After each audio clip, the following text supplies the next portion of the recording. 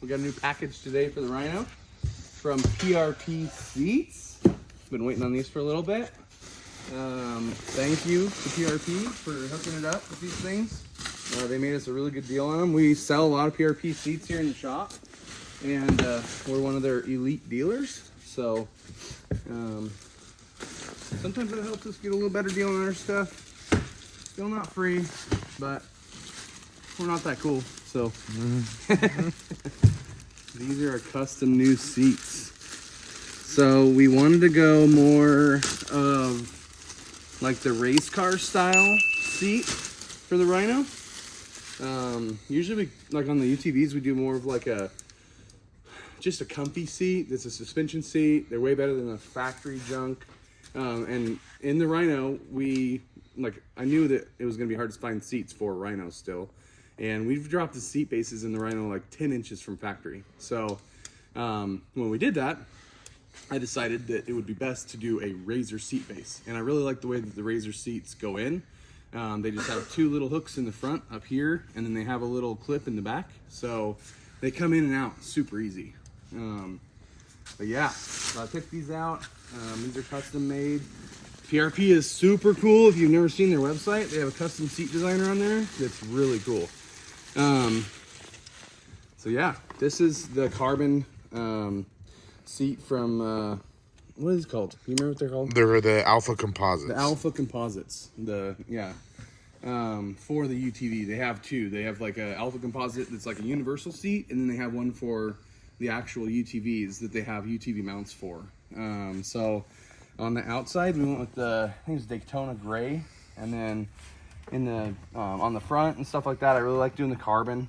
And then we chose the dark gray suede for the center here and black suede for the outside, and then we went with their gold stitching. It is a little bit more of a yellow, but the whole basically theme of the car is black and gold, or like a dark gray and gold. And then we put our logo on here. I did forget to tell them that we wanted a gold logo. That's the color was changed. So in the file we sent, it was red. So we might try and do something about changing the color, but I don't know. I like the seats. The backside's got the composite, it doesn't have like the fabric. So once it's all done, we'll peel that stuff off and it'll be all shiny black behind there. And yeah, we're stoked to get these things in the car. Thanks to PRP for helping us out. It's a huge help. Thank you. Ow, that hurt. Anyways, we got the seat kind of mounted in the Rhino on the Razor base. Fred's got it in here. The seat base is still a little bit loose, so we can kind of tell where I want to sit. If I want to sit all up on the wheel or kind of back. And we always have our steering wheel in. We went with an Assault Industries steering wheel.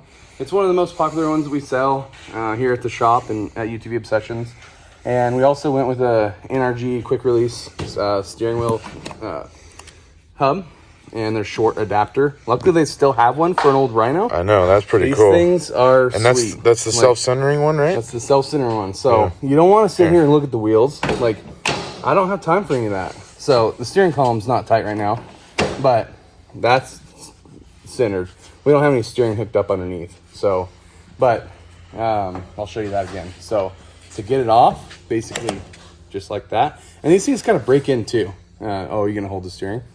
All right, so let's say we just grab the steering wheel, put it on. Oh, it clicked. Oh, no, it didn't.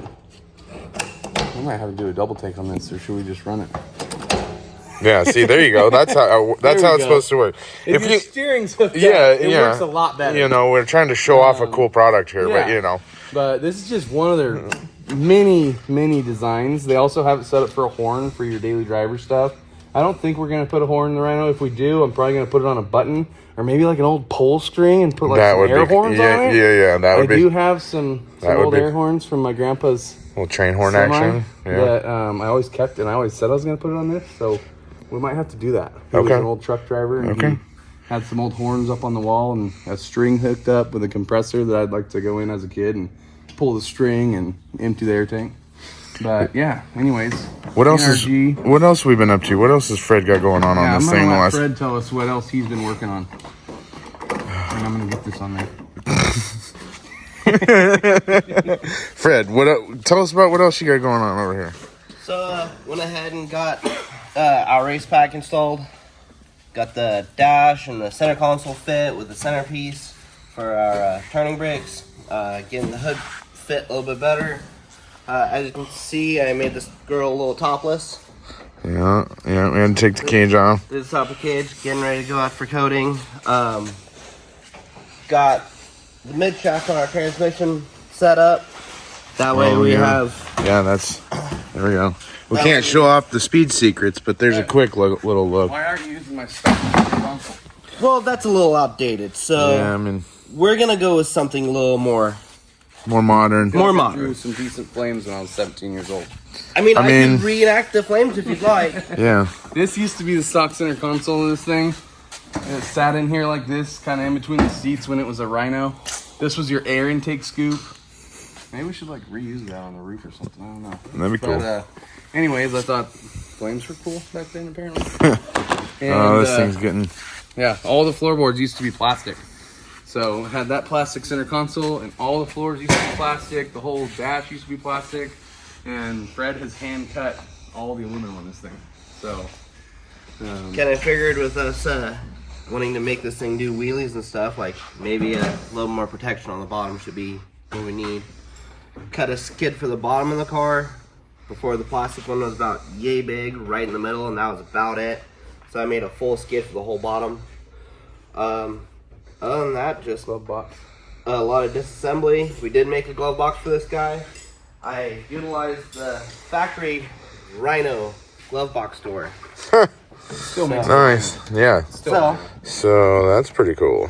Yeah, let's see if I can squeeze this thing in here real quick. Wow, there it goes. Rhino glove box. RHINO glove box. Gosh dang. Bring some With a vintage race back pack? to this guy. Dude. It's kind of awkward to see Rhino with a race pack, but you know. But that's what we got, and that's what we're going with. All right. Well, let's keep cranking. We got, what? Now we got our motor to take out and put in? Oh, all right. Let's get to work. Get this